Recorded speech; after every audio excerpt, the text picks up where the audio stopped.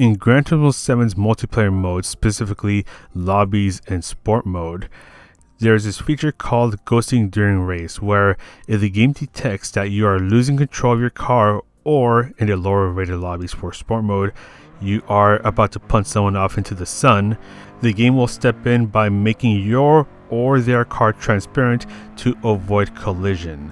This is especially useful if you're right behind someone who is losing control, because they will become transparent and you will simply go through them and you will not collide with them.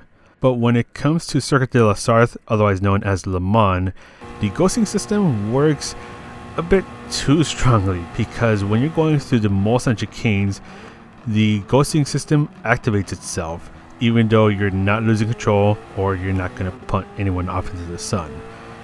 And this happens when you're going through both of the Mulsanne chicanes. You'll see it activating right now, even though I'm not losing control of the car.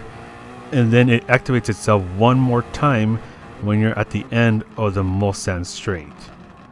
Now this is where things get a little silly, because when you're racing with a whole bunch of other people, everyone's going to get ghosted, and that is where you can take advantage of the ghosting system and do some really silly things.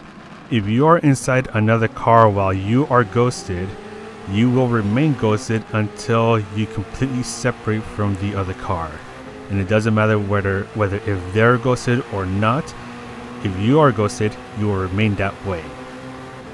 So with the power of Casper and a bit of the slipstream, I was able to get past a couple cars by going through them. This can also come in handy if you're able to stay inside with someone while you're ghosted when you go through the Indianapolis corner, because that basically eliminates the odds of you getting hit.